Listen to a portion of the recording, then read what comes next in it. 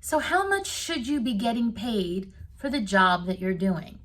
Remember, anytime you're dealing with your job search or your career, you are the person that is most going to look out for your best interests. So it is always very, very important for you to do some research on what salaries are actually being offered for the positions that you are wanting or the position that you're in. So today's video, I'm going to talk through a whole bunch of ways that you can find out that information to see, are you getting paid fairly for the position that you are doing? I'm also going to give you some websites to go to help you get this market data as well. If you haven't subscribed yet, please take a moment now, hit that subscribe button, give us a like and a comment. We would also love to hear from you if there's future things you want us to focus on for the next round of videos. Okay, let's talk through some of these different areas. Now, there's lots of times you will see on job postings a salary in the job title, and it can be a good place to initially look to see what is the different positions offering for the salaries. The problem is a lot of these job posting systems are guessing on the salaries. No, why would they be guessing? Let me tell you how it works from a recruiter side. When I create in a job posting in certain systems, the system automatically says, oh, you're looking for a business analyst. That generally pays between this and this. And it's basing it a lot of times just on the job title and not on the actual skills or experience level for that position. So those are not always great, reliable options. And how you can usually tell if it's a good or a bad one in the job description itself. If part of the paragraph there is a salary range that somebody has listed in there, that's something that's been entered by a person and not a system.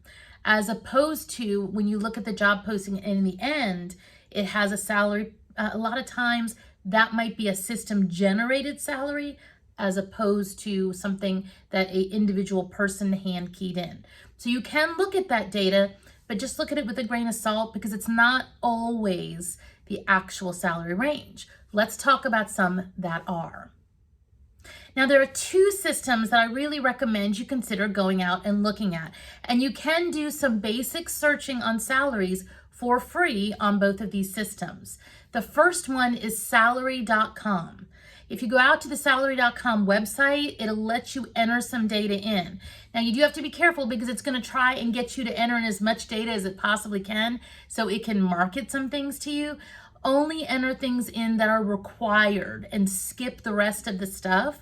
But you can go out there and look at some actual jobs, and that is real-time data of people entering in their salaries for the position. And salary.com's big competitor is PayScale. And PayScale is another one that you can go out and do the exact same thing. Now, you only get so many for free, though I will tell you, you can actually get around that by opening an incognito window in your browser, and you just have to use a separate email address from the initial one you use if you've reached your max. But salary.com and PayScale are great places to start. Now, there are other online ones that you can go to, like, for example, Glassdoor does have some salary information in there, and so does LinkedIn Salary. Again, those ones are not, I don't think they're quite as good yet as PayScale and salary.com, but you can go to those two sites as well as other job posting ones like Career Builder and Monster. They also have salary ones in them that are based on the data being entered that you can look at in order to get an understanding of the salary. Now, I'm already giving you, and I have more to give you of ways to look at the salary, but these already are a bunch that you're trying to make sense of altogether. So how can you do that?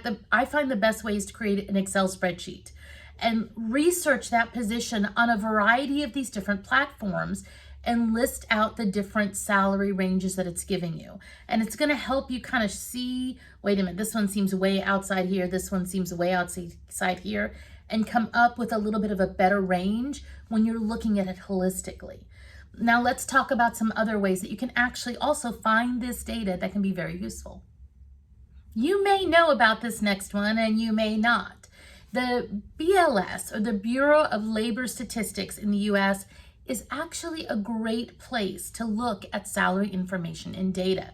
Now, I know with COVID times in the past, that data was a little bit more sketchy as salaries were doing this, but it's kind of leveled out now in 2024, and the data there is continuing to get better and better. If you haven't been out to the Bureau of Labor Statistics, you can go to what's called the Occupational Outlook Handbook, and that has tons of information on the salaries for the positions that you're looking at. It is a great way for you to get an understanding of how much should you be getting paid for the job that you're actually doing or the job that you actually want. Okay, let's talk about, there's 2 more ways that you can find out great salary data about your profession. And these are ones that people don't think about as often, but are crazy jam-packed with wonderful information that relates to you.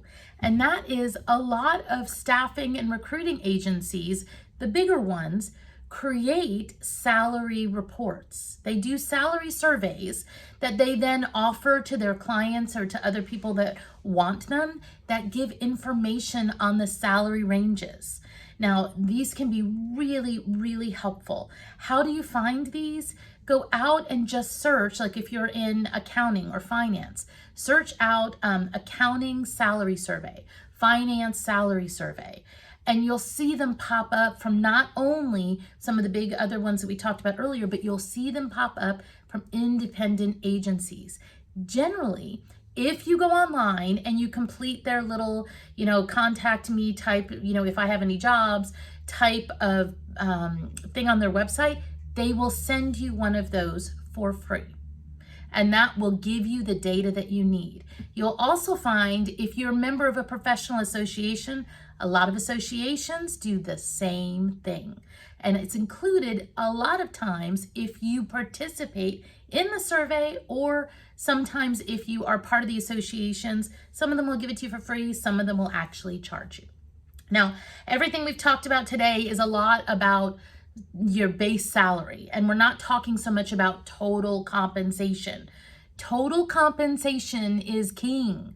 You always want to look at total compensation when you're evaluating any kind of package. So while all this talk about the base pay salary ranges is wonderful, don't forget, look at all the benefits offered, all of the bonuses.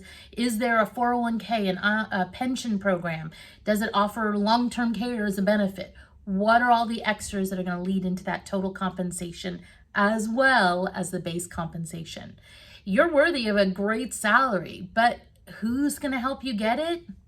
You are. Go do your research to make sure you're getting paid what you deserve.